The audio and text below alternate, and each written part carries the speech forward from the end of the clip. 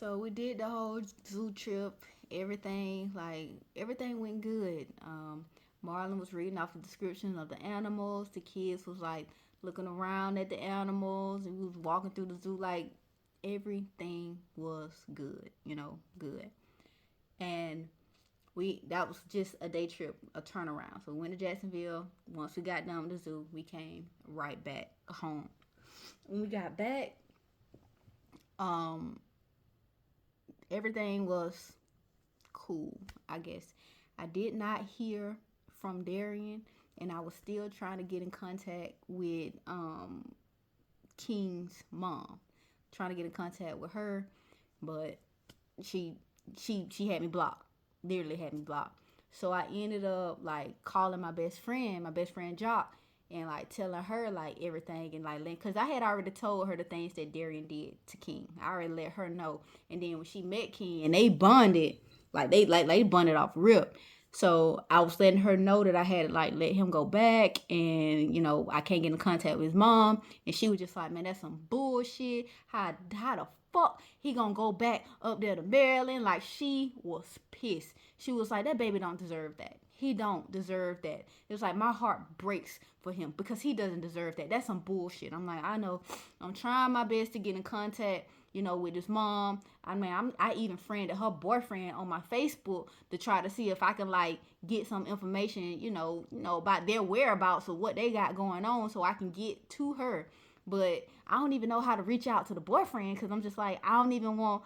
I feel like if I reach out to the boyfriend, he gonna end up blocking me, and then I ain't gonna know nothing. And Jot was just like, so what's the boyfriend name? So I gave her the boyfriend's Facebook page, and she was like, don't worry, I got this. I'm like, all right, cool. She was like, just don't worry about it. I got it. I'm like, all right, okay. So the week go by, and it was time for me to get Carter. So Marlon was just like, okay, I done met Jackson, I done met, Kion. Do you want me to meet Carter? I was just like, well, I guess you can meet Carter, but I don't know. I really don't know how everything's gonna go with Carter's dad if you meet Carter. He was just like, well, we ain't got nothing to worry about. Like, don't even worry about it. It's like, okay, all right. So Carter weekend come, we get Carter. When I took Carter to Marlon's house to meet Marlon, Carter walked through the door, looked at Marlon, was like, what's up, bro? And Marlon's like, I'm Mr. Marlon. I'm not your bro. And Carter's like, oh, all right, okay. And then he started like running around the house. I'm like, Carter, stop. Because Marlon stayed in a 1 bedroom apartment. Like when we would have the air mattress would literally be in the kitchen. And we're sleeping on the air mattress in the kitchen. He had a 1 bedroom apartment. And Carter just running around. And he had neighbors underneath him because Marlon lived on the second floor. And I'm like, Carter, stop running. Because we heard a doom, doom, doom. Like the neighbor was like bounding up on her wall, so that like to let us know like he was being loud. And I'm like, Carter, like stop, like you gotta stop. And then Marlon's like it's okay, it's fine. I'm like, nah, like he gotta stop. She's like, what he do need to stop running. Let's just go. I just take them to the park over there and let them run around and play. I was like, all right. So we ended up going to the park, letting them run around and play. So Marlon was like, he did not like that the playground at the apartment that he stayed in was like dirty. But I had to like remind him like, you kind of live in the hood. This is kind of the hood. But he was just like, but still they supposed to keep the playground clean, and that's one thing I want to do. I want to start a Big Brother program down here and just like enforce like let's keep the playground area clean because kids play here. Like I'm there's like beer bottles and glass all over the playground. It's like the kids fall, they can hurt themselves. Like that's not good. I'm like, it's like I need to find somewhere to where some program I can join to like help clean this up, because I see a lot of like kids that just run around here with no fathers, and you can tell that they ain't got no fathers, and you can tell that their mother is on Section 8. Just how do they carry themselves? Like the kids at the playground, they're so grown. And here he was going off like get going on a little rant about how the kids at the playground was grown and how a lot of families out here are just single moms with no dad in the household, and the little boys out here are like being raised up rough and because they ain't got no dad in their household. Just going on his little rant about black single moms and the statistics behind black single moms. And I'm just sitting there listening because I'm just like, I'm a black single mom. Hey, let me see your viewpoint. I'm listening to your viewpoint. And then I guess he peeped that I was like listening to him that way. And then he was like, but not you. You're different. You don't fit in that category. It's like, yeah, you're a single mom. You got these kids, but you're not raising them how these hood moms be raising they boys. Like, you're not raising them to be little thugs or be little Ray Rays and Pookies. You're not doing that. I'm just like, okay. He was like, well, how about this? How about we go to the beach? Like, let's just go to the beach. I was like, right now? He's like, let's go tomorrow. Like, we'll go. Like, I was like, well, I got to take Carter back tomorrow. He's like, well, we'll go right before you take him back. So I'm like, all right, cool. Next morning, wake up, we end up going to the beach. While we were at the beach, I thought everything was going good. Like, yes, Carter was having his little episodes to where it's like he wasn't listening, and I had to like speak stern to him to get him to listen, because we had it in the custody agreement that there could be no capital punishment. So I could not put my hands on Carter.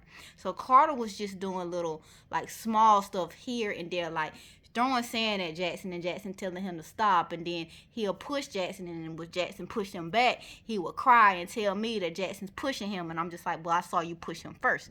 You know, little kid stuff like that. I'm not thinking too much of it. So we're at the beach and we're chilling, and then Marlon's trying to have like a conversation like with the boys, and Carter is just like cutting him off, not letting him talk, like trying to talk over him. And I'm just like, Carter, listen, like stop and listen. And he's still going, just still going. And I'm just like, all right, let's get in the water.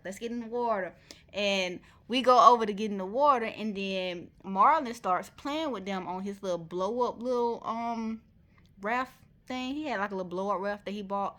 So he was like taking turns taking them out, in and out the water on it, you know, like letting them float, trying to have a good time, like just trying to like bond with them. So I'm sitting back and I'm like watching them like play in the water or whatever, and I'm just like, this is nice. Like, you can tell that like he's being very attentive and nurturing to the boys, but also like teaching them how to like to float and to like how to stay in the raft without falling off and like going through the waves. It was just such a good thing to see, because I'm just like, this is so positive. I have never seen like positive play with the boys, so I'm just like, oh, this is positive. And then as they're playing, I start noticing that Carter is like drifting off, like he's going off by himself. So I see Marlon tell Jackson to stay, and I'm pointing over there at Carter, and he look at me and he was just like, okay, so he can go get Carter. So he's going over there to Carter. Next thing you know, I see him pick up Carter, because Carter was like in the water, and he was like, all right, come on, you gotta go back this way. Like, I can see him like going back and forth with Carter, telling him to come back this way. So I stood up to try to walk over there, and when I walked over there, I saw that Marlon had picked up Carter, and then all of a sudden he just placed him back down and started walking towards me like real fast. Like, he was just walking, but the expression on his face was mad, and I'm just like, what the hell happened? Like, what the hell happened? He just walking. I'm looking at him like what? And I still see Carter like where he was, and I'm like, Jackson. And I'm like, Jackson, come on. Like, I'm waving Jackson, get out the water, and I'm yelling to Carter to come and get out the water, and Carter just looking at me, and I'm like, boy, get over here. And then that's when he finally started coming over, and I'm just like, Marlon, what happened? Like, what happened? He was like, that's the most disrespectful child. I'm like, what are you talking about? What happened? He's like, I've never experienced anything like that before. Like, he is so disrespectful. I'm like, what happened? Like what happened? He's like, you didn't see what just happened? I'm like, no, what happened? He was like, So I know we was trying to tell him to come back this way. So I go over and I'm like, all right, come on, buddy, we got to go back this way. He was like, no. And I was like, come on, we got to go back this way because we're all over this way. Just come on. And he was like, no. So I picked him up, and when I picked him up, because a wave was coming anyway, so I needed to pick him up in there because he was not paying attention. He was just trying to get away, and I'm just like stop, and there was a wave coming. So I picked him up to kind of like move him out of the way of the wave, and as soon as I picked him up, he said, spit right in my face. I was like, what? He did what? He was like, yes, he spit right in my face. He coughed it up and spit right in my face. And then when I put him down, he started laughing about it. I was like, he did what? Because to me, that is a trigger, because Darian used to do it all the time. He used to spit in my face all the time. That is the most disrespectful thing that you can damn do to somebody. And I ain't never told Martin that Darian spit in my face. I ain't never tell him that. So I'm just like, what? Like, what? So I'm looking at Carter. I was like, Carter, why did you spit on him? Carter was like, it was an accident. I had water in my mouth and I just spit it out. And Marvin was like, no, that's not what happened. You said, and you spit the water out in my face. Like you spit that cold and water out in my face. Literally, you waited till I picked you up and you did it in my face. That wasn't no accident. Carter's like, well, it was an accident. I just had water in my mouth. And I looked at Carter. I'm just like, no, we're not going to do that, because I know exactly what you're doing. Like, no, we're not going to do that. That is disrespectful. You need to apologize to Mr. Marlon. Then Carter look at Marlon. Marlon's like, don't worry about it. He ain't got to apologize. It's fine. It's cool. I'm like, no, that is not okay. And he needs to know that it's not okay. And I was like, well, why did you laugh after you did it if it was an accident? Carter's like, well, it was funny. His face was funny. I was like, you know what? This can't happen. And I'm like, come on. And I'm like, you know what, Carter, you follow me. Because at this time, I'm like, look, I'm about to take him to this car and I'm about to pop them little legs. Because, like, we not about to do this. Like, all weekend I've been talking to you about you being disrespectful. So we not about to do this. No, we're not. So I'm taking him to the car. And as I'm taking him to the car, Carter looked at me dead in my face and was like, you can't touch me. I turned around, I'm like, what you say to me, little boy? He was like, my daddy said you cannot put your hands on me. Moment it started. When you think of me, are you setting fire to every memory? And do you believe what doesn't last forever don't mean anything? 'Cause I swear I loved you fully, and I'm sorry not for staying who we thought I'd be. When you think of me, am I just another man who leaves? Just another man who